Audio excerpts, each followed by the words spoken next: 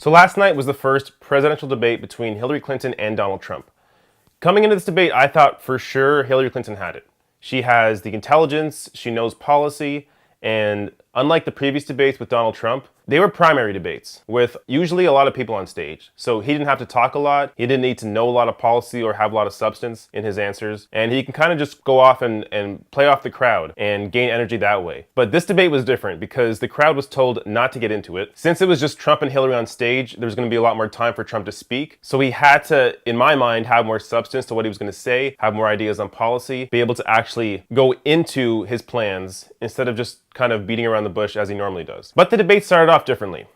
Trump came out with some really good hits on TPP and NAFTA. NAFTA is the worst trade deal maybe ever signed anywhere, but certainly ever signed in this country. And now you want to approve Trans-Pacific Partnership. You were totally in favor of it. Then you heard what I was saying, how bad it is, and you said, I can't win that debate. But you know that if you did win, you would approve that, and that will be almost as bad as NAFTA. Nothing will ever top NAFTA. That Hillary Clinton really wasn't able to have a good response for. It is true that she supported TPP before Bernie Sanders opposed it, and then once Bernie Sanders opposed it and she noticed how popular it was to oppose it, that's when she took that position as well. So there is a definite question on whether she's actually against TPP. Most believe she is for it, so there were good hits there. Another strong comment from Trump is when he said that Hillary Clinton had 30 years to work on these issues. Why is she only doing this now? So I know how to really work to get new jobs and to get exports that help to create more new jobs. Well, you haven't done it in 30 years or 26 years. Well, I've been a senator. You haven't done it. You haven't done it. Even though if you kind of dig into that statement, it doesn't make a whole lot of sense considering she was first lady and then a senator and then a secretary. She hasn't been fully in power, in charge of the country. But it is true that she hasn't been pushing a lot of these issues that she's now trying to push in this campaign. So that was a good point by Trump. And again, Hillary did not have a good defense for that. And overall, early on, Trump was really successful at making Hillary Clinton seem like the establishment, which she is. But that's exactly what Trump has to do to be able to gain supporters and continue support in order for him to win. So he was really good at differentiating himself from Hillary in that way, showing that she is this political establishment and I'm not that. But then around 30 minutes in, things began to shift. And Hillary Clinton found her legs and began to hit Trump really well. Hillary's comment in Trump inheriting $14 million from his dad. You know, Donald was very fortunate in his life, and that's all to his benefit. He started his business with $14 million borrowed from his father, and he really believes that the more you help wealthy people, the better off we'll be, and that everything will work out from there. I don't buy that. Was a really good way to showcase that Trump is not your regular guy like everybody tries to pretend he is. He is a person that was born into wealth. He inherited wealth from his father. First, it was a loan of $14 million, and then a point that Hillary didn't even mention that I think she should have mentioned is that Trump inherited $200 million from his dad. And that's in addition to the $14 million loan that he took. So these 2 points really show you that Trump is not your typical person. He's a man that inherited a lot of wealth, and because of that wealth, he was able to remain successful. And then her comment on his tax returns were also fantastic. Why won't he release his tax returns? And I think there may be a couple of reasons. First, maybe he's not as rich as he says he is.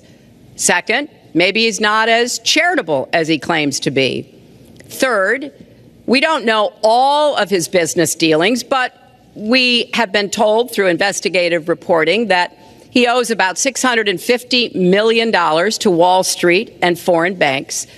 Or maybe he doesn't want the American people, all of you watching tonight, to know that he's paid nothing in federal taxes. Trump is the only candidate in the last 30 years to not release his tax returns, and it's obvious that he's not releasing them because he's hiding something. It's either he doesn't give to charity, which investigations prove is true, he's not worth as much as he says he is, which reports say is true, or he doesn't pay his taxes, which reports say is also true. So the only thing I would have changed in terms of the way Hillary approached those questions is she kept saying, maybe you haven't paid your taxes. Maybe you aren't worth as much as you say you're worth. Maybe you don't give to charity. Maybe he's not, or maybe. Instead of saying this maybe, it's true. Say you're not worth as much as you say you're worth. You don't give to charity. You don't pay your taxes. Because there are reports that show all those things. Why not poke him? Poke him harder instead of trying to take a cautioned approach that she did in the debate. There was also that really strong comment by Hillary saying that, yes, she prepared for the debate. and she also prepared to be president. Donald just criticized me for preparing for this debate. And yes, I did. And you know what else I prepared for? I prepared to be president. And I think that's a good thing. And there was a good crowd reaction to that I think Trump didn't appreciate too much. And I think that's a good thing. And then the other big point where Trump looked weak was on the birtherism question. So Lester Holt asked him, why did you just come out now saying that Obama was born in this country when for the past 5 years you didn't say anything about that? And Obama released his birth certificate in 2011. So if he released it in 2011 and there's been no new information since then, why didn't you come out back then and say, oh, Obama is right, he was born in this country, instead of saying it 5 years later? And Trump's only defense is that nobody pushed him on it till now, which also isn't true because it's one of the big questions that Donald Trump keeps getting asked.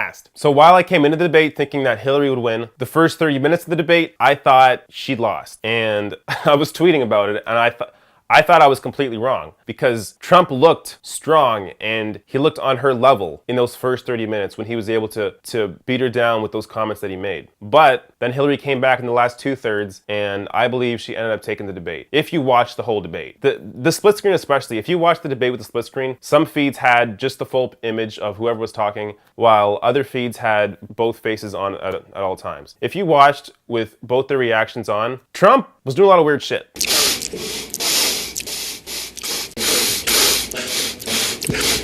He was sniffing, he was tilting his head, he was making faces. He looked like he was uncomfortable, especially when Clinton would hit him on certain points that he obviously has some insecurity about. So while I don't like either candidate, I do think that Hillary Clinton won this debate, and I think it may help her support in terms of independents and people who are planning to vote third party. Not that I discourage anyone to vote third party. I've done a video on why you should vote third party.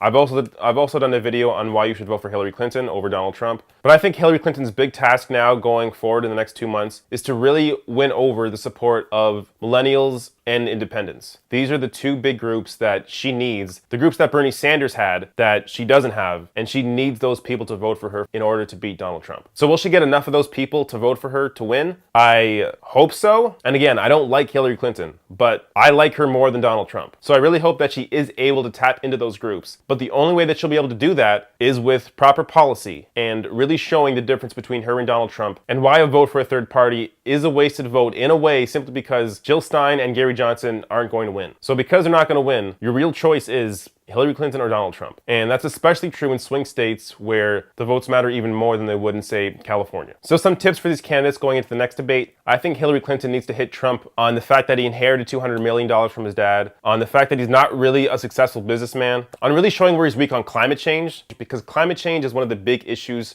for millennials, and she needs millennial voters in order to win. His strategy is he needs to stay away from topics that hurt him, like climate change, and she needs to go at those topics and push him hard in those areas where progressives really will be able to see a difference between Hillary Clinton and Donald Trump. But for Donald Trump, he can really hurt Hillary if he's able to showcase that she is the establishment, whereas Hillary would be smart to attack Trump on the fact that he is this dangerous man who doesn't believe in science, while also building up her own platform and not just making this an election about fear.